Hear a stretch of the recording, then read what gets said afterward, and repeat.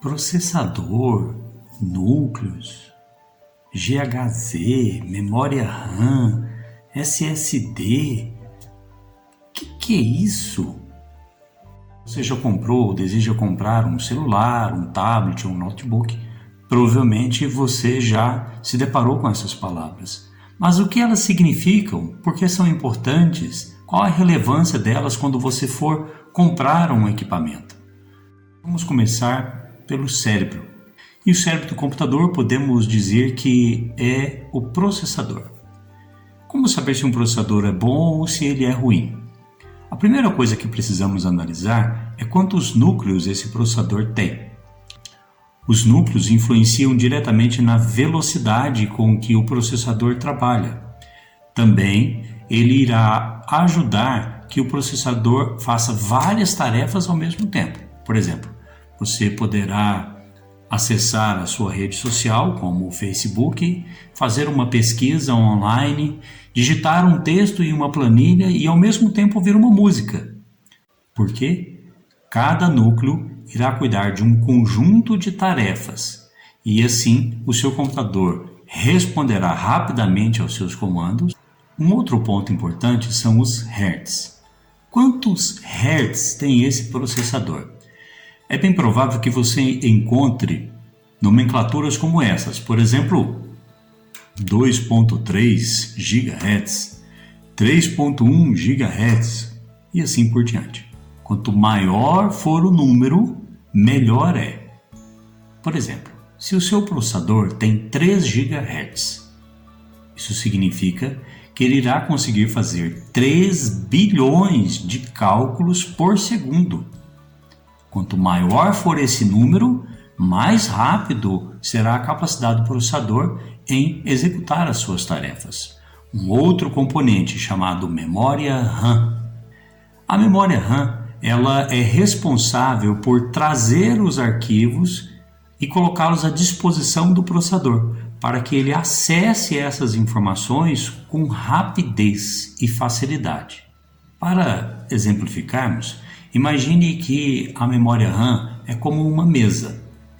Quando você vai estudar, você pega livro, caderno, lápis, borracha, caneta e coloca tudo sobre a mesa para ficar fácil acesso. Daí, de repente, você não quer mais estudar, você quer fazer um bolo. Então, você retira esses objetos que estavam sobre a mesa, libera o espaço e agora você traz os ingredientes para fazer o bolo. Acontece algo similar com a memória RAM. Ela, a comando do processador, busca os arquivos que ele quer e coloca à disposição. Quando o processador termina de executar aquela tarefa, então a memória RAM remove aqueles arquivos que estavam ocupando a sua memória, semelhante a você limpar a sua mesa, e agora traz outros arquivos. Com isso, o processador sempre consegue buscar informações dentro da memória RAM com rapidez. Por isso, vocês encontrarão em anúncios algo mais ou menos assim: memória RAM de 4 GB, ou 6 GB, ou 8 GB. Quanto maior for esse número, melhor é, porque mais espaço ele tem. É como se a mesa dele fosse aumentando de tamanho à medida que esse número também aumentasse. E com isso, ele consegue trazer mais informações e colocá-la à disposição do processador. Mas aonde a memória RAM irá buscar os arquivos e onde ela irá então devolver esses arquivos? No disco rígido. O disco rígido é como se fosse um armário muito grande e extremamente organizado. Dessa maneira, os arquivos ficarão catalogados e de fácil acesso. Vamos falar de 2 tipos de disco rígido, o SSD e o HD. O HD ele é composto por partes mecânicas e eletrônicas. Assim, o HD ele é mais lento, ele é mais pesado, ele gasta mais energia. Já o SSD, não.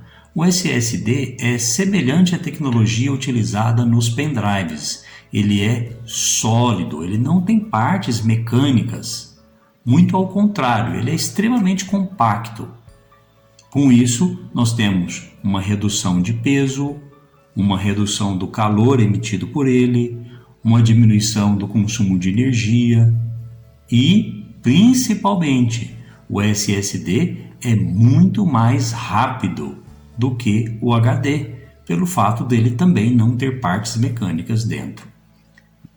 Mas, infelizmente, como nem tudo são flores, o SSD ele é mais caro do que o HD por ser uma tecnologia relativamente nova. Vamos falar de um outro componente muito importante, a placa-mãe. Ela tem esse nome porque todos os outros componentes estão interligados através dela.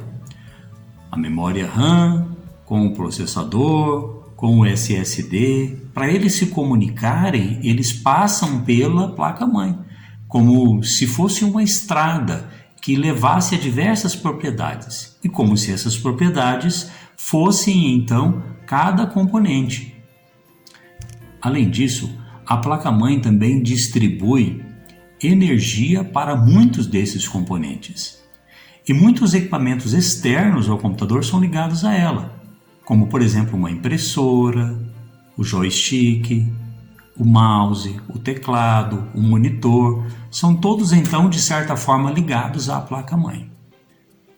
Daqui a pouco vocês verão na prática, irão descobrir em suas máquinas quanto de memória RAM, qual é o HD, qual a velocidade do processador, quantos núcleos ele tem, e daí ficará muito mais fácil.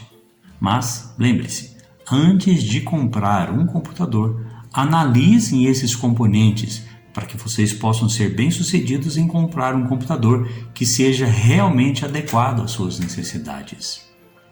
Então, tenham todos um excelente curso.